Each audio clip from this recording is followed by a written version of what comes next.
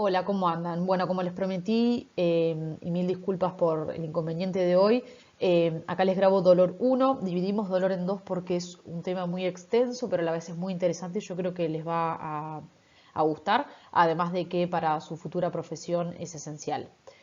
Es importante que, por más de que lo hayamos dividido en dos TPs, fue bien para un fin pedagógico y no es que están disociados estos temas. Bien, el tratamiento del dolor se hace tanto con la utilización de opioides como de AINES y glucocorticoides, que lo vamos a ver en la próxima clase.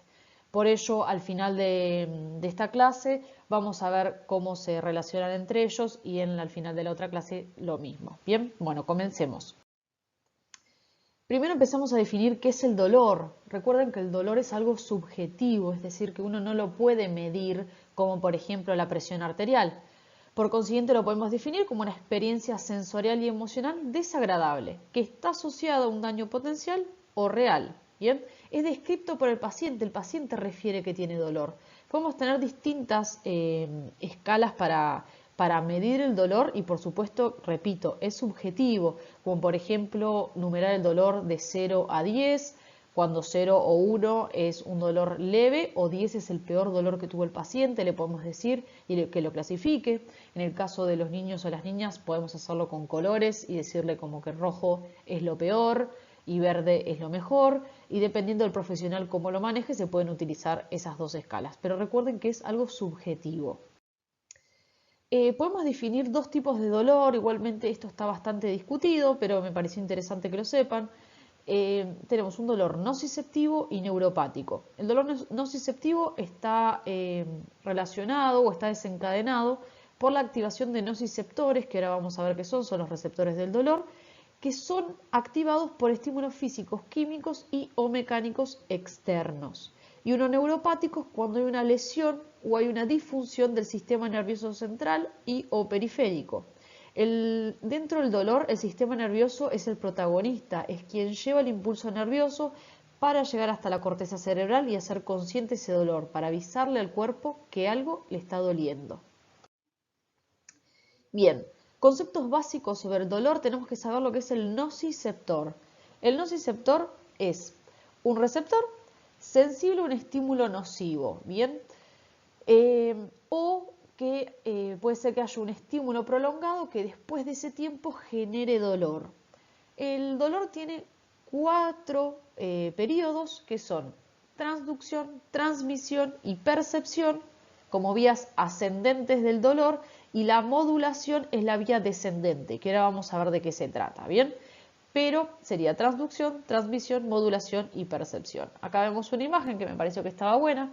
Fíjense, la mujer se quema con una vela. Esto lo reciben los nociceptores que se encuentran en la piel. Acá ocurre la transducción con una liberación de mediadores, que ahora lo vamos a ver, y de allí se va a transmitir el impulso nervioso por los nervios periféricos hasta llegar a ¿dónde? Para llegar a la médula. La médula espinal, recuerden que es tejido nervioso central que se encuentra dentro de la columna vertebral. Y de la médula espinal salen los nervios periféricos o los nervios raquídeos, ¿sí? Que a partir de cuando salen de la columna vertebral hablamos de sistema nervioso periférico, y sistema nervioso central es todo lo que está dentro del hueso. La médula espinal lo que hace es comunicar estos nervios periféricos con el sistema nervioso central, y por medio de la transmisión va a llegar al cerebro, específicamente antes va a llegar por tálamo, y de allí va a llegar a corteza cerebral, y el trayecto que hace de tálamo a corteza cerebral hablamos de percepción. Pero quédense tranquilos que ahora vamos a ver uno por uno. Bien, comencemos con la transducción. Es donde empieza la vía del dolor. Primero que nada, yo no sé si esto ustedes lo han visto, pero de última se los recuerdo o me escuchan por primera vez, que es una vía de conducción. Una vía de conducción es el camino anatómico que sigue un impulso nervioso hasta llegar a la corteza cerebral. En ese caso hablaríamos de una vía sensitiva o sensorial, o a la inversa, que es que de la corteza cerebral siga un camino anatómico, un impulso nervioso y haga una acción. ¿Qué quiero decir con esto? En el caso del dolor es una vía sensitiva y es ascendente. ¿Qué queremos decir con ascendente? que yo recibo el estímulo nocivo, viaja por los nervios, viaja por la médula espinal y llega al cerebro, específicamente a corteza, para hacerse consciente. Cuando hablamos de consciente es para saber que nosotros nos está quemando algo, por ejemplo. Entonces, todas las vías que van de externo a interno o de externo a corteza cerebral, hablamos de vías ascendentes. ¿Por qué? Porque ascienden al cerebro. Y todas las que son las vías motoras, es decir, que ustedes movilizan las manos, el cuerpo, etcétera, son vías descendentes porque la señal comienza en la corteza cerebral y desciende por el mismo camino, ¿sí? Pero hablamos de puntos de relevo. ¿Qué significan puntos de relevo? Son donde los nervios hacen sinapsis y van siguiendo el camino. Es decir, como una ruta donde vas cargando nafta. Bueno, el impulso nervioso hace lo mismo. En el caso de la transducción, en realidad en el caso del estímulo doloroso, el primer punto del relevo es la transducción que se hace a nivel de los nociceptores, bien, por ejemplo en la piel, ¿sí? Entonces, volviendo a lo que es la transducción, es la primera fase del dolor. El estímulo nocivo se transforma en una señal eléctrica, es decir, yo me quemo y por medio de mediadores se transforma en un impulso nervioso.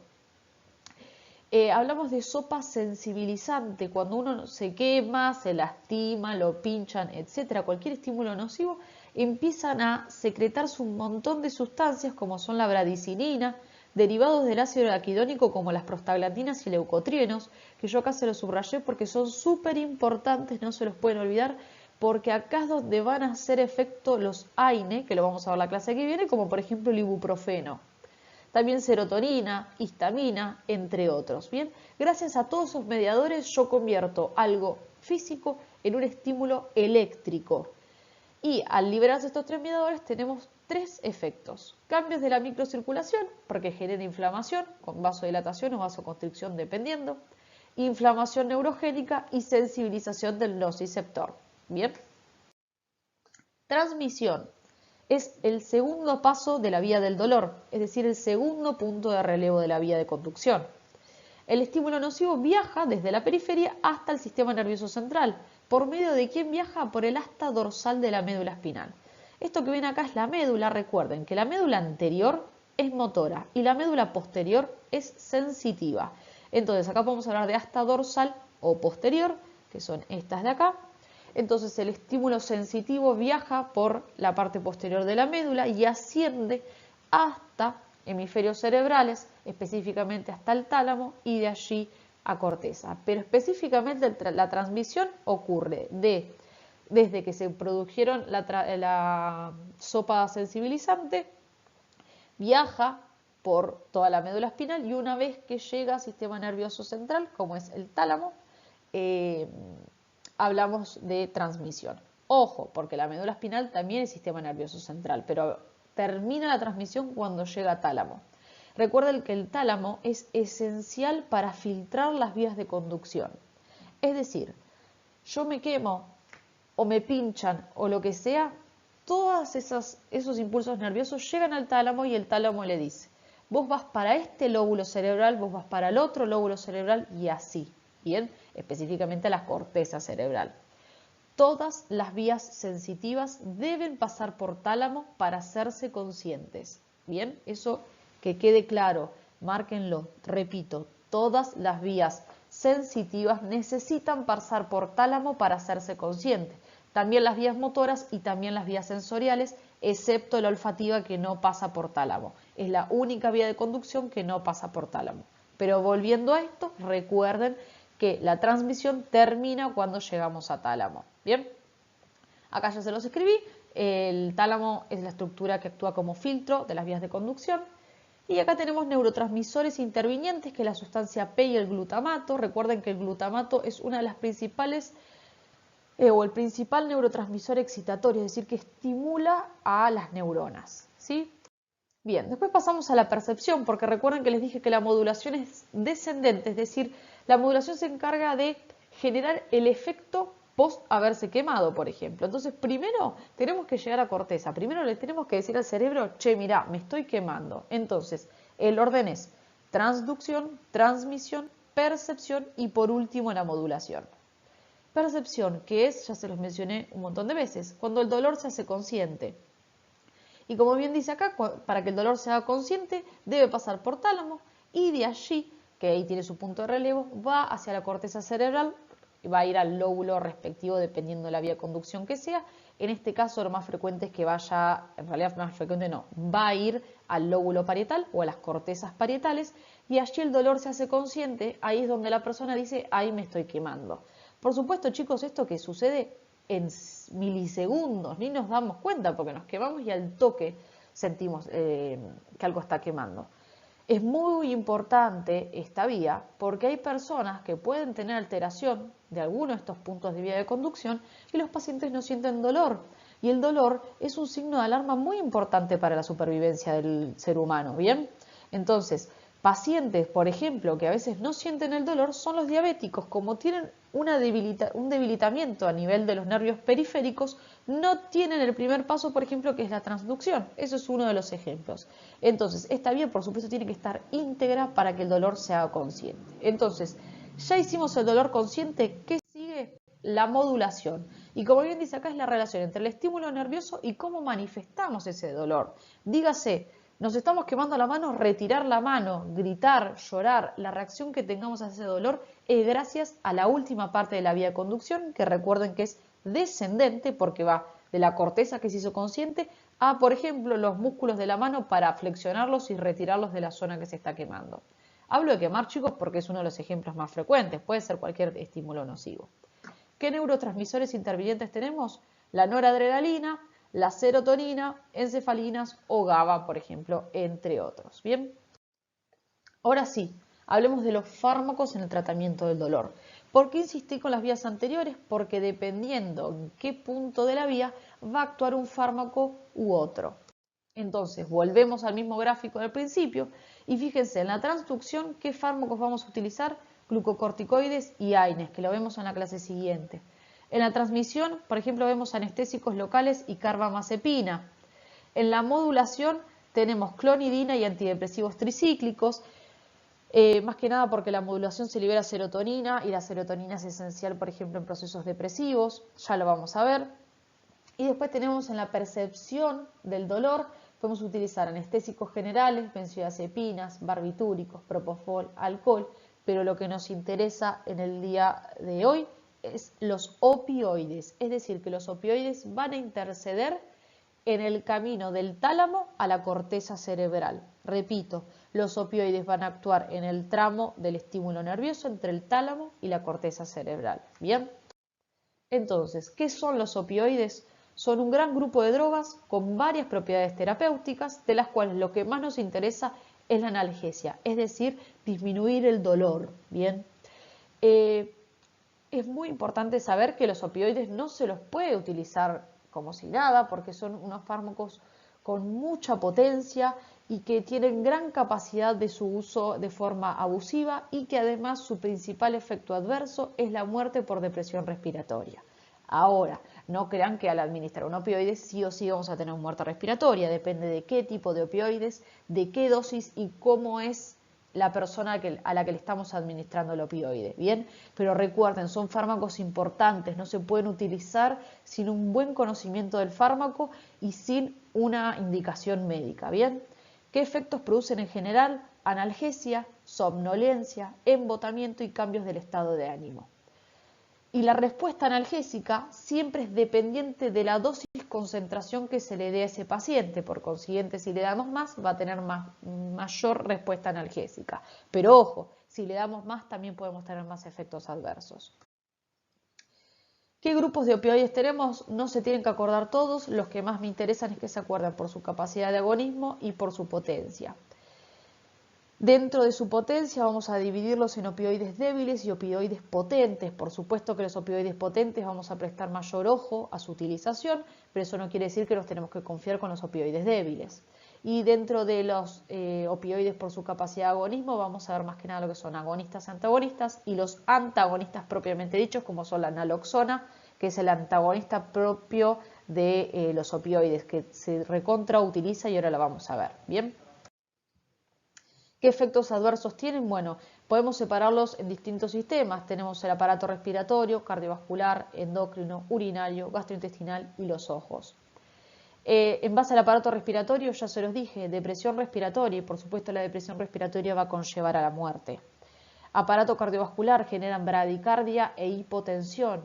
En el sistema endocrino suprimen el eje hipotálamo hipofisario suprarrenal.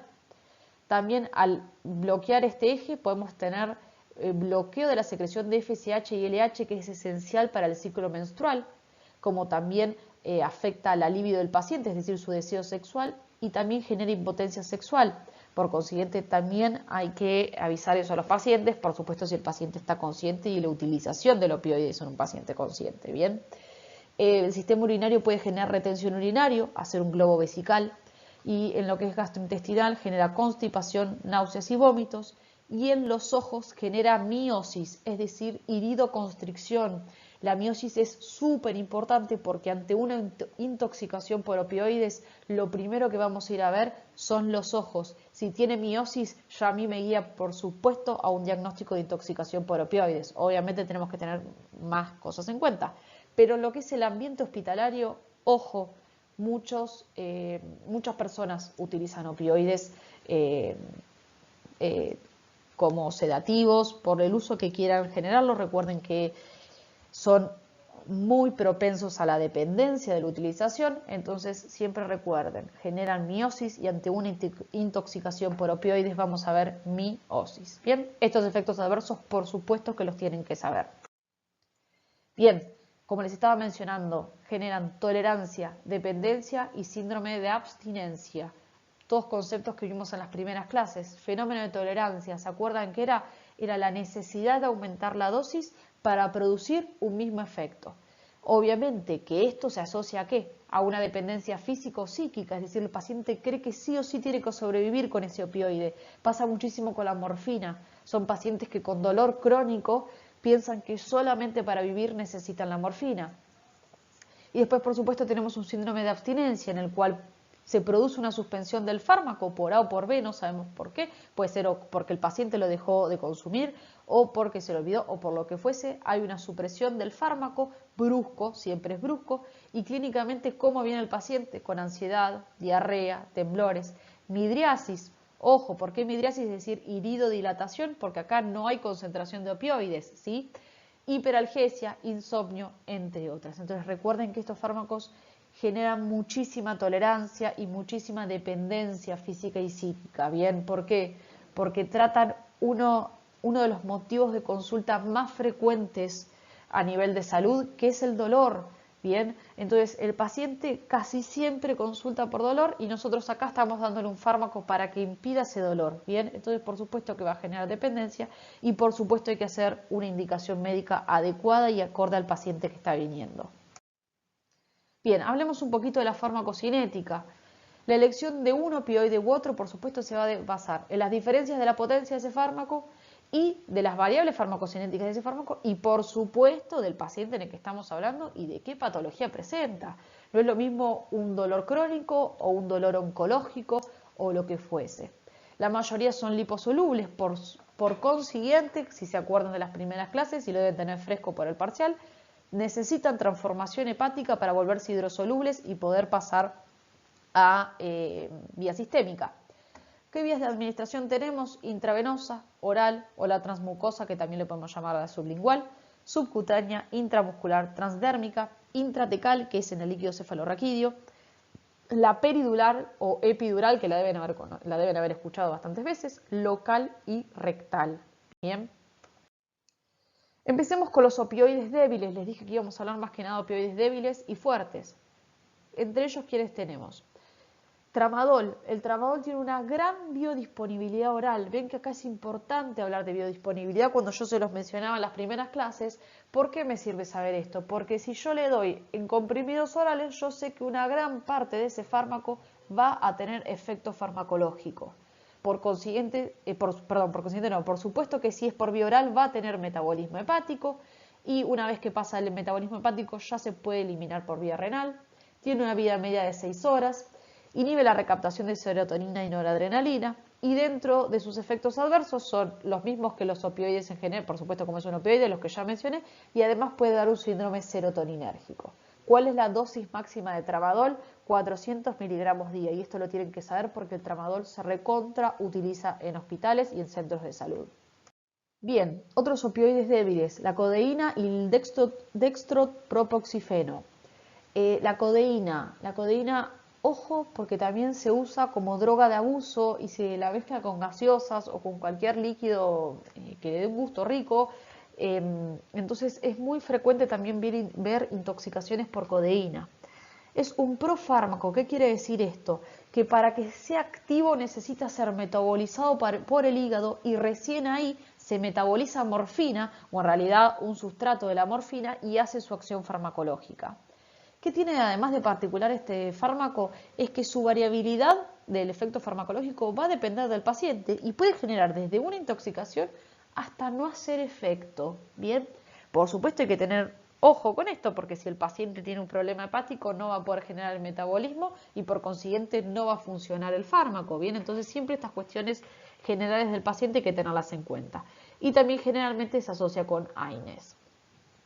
El dextropropoxifeno posee un gran paso hepático cuando se utiliza vía oral, por ello mayormente se utiliza por vía endovenosa asociado a dipiridona. Tiene grandes efectos adversos a nivel cardiovascular y por ello se han retirado en el mercado, pero en Argentina se siguen utilizando y por eso yo se los mencioné. Bien. Ahora pasamos a los opioides fuertes. Hay bastantes, entre ellos tenemos la buprenorfina y la meperidina. La buprenorfina es una droga muy liposoluble, con gran paso hepático, cuando es utilizado por vía oral. Por ello, se han creado parches de absorción transdérmica y con eso nos evitamos el paso hepático porque va directamente a sangre. Y tiene una vida media de 6 a 9 horas y es considerado un opioide de gran potencia, hasta superior que la morfina, pero se utiliza más que nada para desintoxicar a los pacientes dependientes de opioides. Entonces le dan el parche y con eso pueden revertir, pero bueno, ya eso es un tratamiento aparte. Después tenemos la meperidina, también casi todos chicos, como les dije, tienen gran metabolismo hepático. El 70% de ellos está unido a proteínas, por consiguiente, si está unido a proteínas no se puede eliminar por vía renal, así que también eso va a ser importante a nivel hepático para que se disgreguen. Tiene 8 a 10 veces menos potencia que la morfina y es preferible usar otro opioide, pero bueno, en Argentina también se utilizan. Bien, hablemos de la morfina, que la morfina todos la deben conocer. La morfina es uno de los opioides del último escalón terapéutico, es a lo último que recurrimos en el tratamiento del dolor. Tiene menor liposolubilidad que el resto, el 20-40% tiene unión albúmina, que es una proteína. Tiene una vida media en el plasma corta y tiene eliminación renal. Y algo súper importante es la biodisponibilidad que tiene este fármaco. Y esto lo tienen que tener en cuenta por si cambian de vía oral a vía endovenosa o viceversa. La biodisponibilidad de este fármaco es del 20 al 30%. Generalmente lo cerramos en 30%.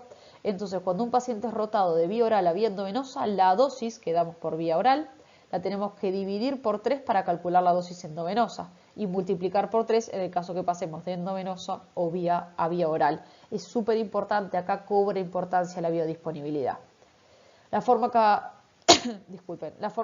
farmacológica tradicional es el jarabe, pero como tiene que ser tan estricto su uso cada 4 horas, actualmente ya se encuentran otras formas de administración, como son la endovenosa, la vía subcutánea, rectal, peridular, subaracnoidea. Tenemos de todo tipo de vías para administrar morfina.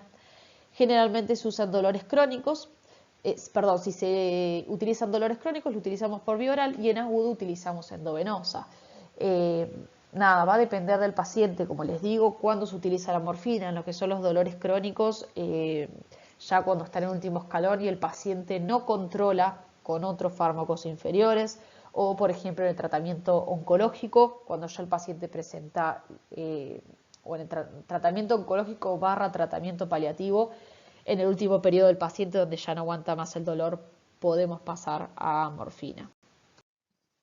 Bien, después tenemos la metadona. La metadona es un opioide fuerte que se recontrautiliza y generalmente es el opioide que se utiliza previo a la utilización de la morfina. Es sintético, tiene buena biodisponibilidad oral, por consiguiente lo podemos dar por vía oral o por vía endovenosa. Tiene alta unión a proteínas, así que sí o sí va a tener que tener un metabolismo hepático. tiene gran volumen de distribución, es decir, que yo sé que se distribuye bien en el cuerpo, se utilizan tratamientos crónicos y, como les dije, es muy utilizado en la Argentina, más que nada para tratamiento oncológico. Bien, podemos arrancar con paracetamol, ibuprofeno, etcétera, y cuando hablamos de otro tipo de dolor un poco más fuerte y el paciente ya está, por ejemplo, en un tratamiento paliativo, pasamos a la metadona y, como les mencioné anteriormente, en el último periodo, si el paciente ya no da más del dolor y le queremos dar una mejor calidad de vida, podemos pasar de metadona a morfina. Por supuesto, chicos, yo acá no estoy mencionando los efectos adversos, pero son todos los que yo mencioné anteriormente, son en general. Más allá si son opioides fuertes o débiles, por supuesto que los fuertes tienen mayor posibilidad de generar esos efectos adversos. En base a la oxicodona, es más utilizado en forma crónica, también tiene buena biodisponibilidad. Los comprimidos también por vía oral se administran cada 8 o 12 horas y es muy similar su potencia con la morfina. Y por último, los últimos dos opioides fuertes son el fentanilo y el remifentanilo. Hay que tener cuidado porque tienen una gran potencia. Esto tiene que ser personal médico que esté muy informado sobre la utilización de ellos. Son de los opioides más fuertes. Se pueden utilizar tanto por vía endovenosa como transdérmica o sublingual, lo que es el fentanilo, y el remifentanilo solo por vía endovenosa. Y el remifentanilo tiene gran potencia de depresión respiratoria, por eso les digo, hay que tener cuidado con la utilización de estos. Después tenemos opioides agonistas, antagonistas, como la nalbufina. Cuando hablamos de agonistas y antagonistas, yo no me metí a explicarles los receptores del dolor porque es muy largo y no va a lo que es la materia, pero algunos receptores los agoniza, otros los antagoniza, es decir, que los bloquea e inhibe su acción, pero gracias a eso nos da una eficacia clínica. Además de ser agonistas y antagonistas de estos receptores de dolor, también lo podemos concebir como un opioide débil, pero lo que tiene es que no tiene riesgo de depresión respiratoria, que eso es muy importante. Y bueno, como les mencioné, al tener una acción antagonista no debería ser utilizado con otros opioides porque antagonizaría su acción. Ha caído en desuso, pero bueno, para que lo tengan en cuenta. Después tenemos la naloxona. Recontra importante que sepan la existencia de este fármaco porque es un opioide antagonista. Se utiliza plenamente por su eficacia clínica. Recuerden que para que haya una eficacia farmacológica tiene que haber una unión de un fármaco al receptor y generar una respuesta, y cuando antagonizamos no generamos una respuesta, entonces no tenemos efecto farmacológico, pero sí tenemos eficacia clínica. Yo necesito, por ejemplo, revertir los efectos de los opioides. ¿Qué es lo que hace este fármaco? Se une a los opioides, a los receptores del dolor y bloquea las acciones que tenían los opioides, compite con los opioides que se están utilizando y son de suma utilización en la reversión de la depresión respiratoria, es decir, nos pasamos de opioides, empieza el paciente a tener una depresión respiratoria, administramos naloxona. ¿Por qué? Porque además tiene un efecto, hace efecto de 2 a 3 minutos, es rapidísimo. Se dan ampollas, la ampolla presenta 0,4 y ¿cómo podemos empezar? Lo ideal, como les mencioné acá, es por vía endovenosa, pero también se puede usar vía intramuscular, subcutánea, intranasal, etc. Lo mejor, por supuesto, y para que haga más efecto, no más efecto, sino que haga efecto más rápido, es por vía endovenosa, porque recuerden que no tiene que hacer metabolismo hepático, etc. Se sugiere primero hacer una dosis de 0,3 miligramos por minuto hasta revertir los efectos. Una vez que revertimos los efectos, dejamos una dosis mantenimiento de 5 a 15 microgramos por kilo del paciente por minuto, ¿sí? Bueno, y por último, como es la escala del dolor, esto lo vamos a terminar de comprender cuando veamos AINES y glucocorticoides. La principal, como les dije, utilidad terapéutica de los opioides es el control del dolor y se puede utilizar tanto en agudo como crónico. Entonces, hablamos de 3 escalones del dolor: un dolor leve o primer escalón, dolor moderado o segundo escalón, dolor severo o tercer escalón. El dolor leve utilizamos generalmente analgésicos no opioides, no vamos a ya arrancar con opioides con la cantidad de efectos adversos que tenemos. Podemos comenzar con aires, paracetamol, más que nada, y podemos utilizar a un coadyuvante de otro escalón en el caso de ser necesario, pero muy raro en el primer escalón. Si, como dice acá, persiste el dolor o se incrementa, bueno, pasamos a un dolor moderado, segundo escalón, y ya utilizamos opioides débiles, ¿sí? Que no tienen tantos efectos adversos como los otros. Y acá tenemos a la codeína, la hidrocorina o el tramadol, lo que más se utiliza es el tramadol, y por supuesto se pueden asociar fármacos del primer escalón, la codeína se puede asociar con AINES generalmente, ¿sí? Y ahora, si persiste el dolor de vuelta o se incrementa, pasamos al tercer escalón, que ya utilizamos opioides potentes, generalmente están, como les mencioné, en las últimas etapas del tratamiento oncológico o del tratamiento de patologías crónicas que eh, posean dolor, como tenemos en la morfina, el fentanilo, la metadona, buprenorfina, y por supuesto se pueden asociar fármacos de los escalones anteriores, ¿sí?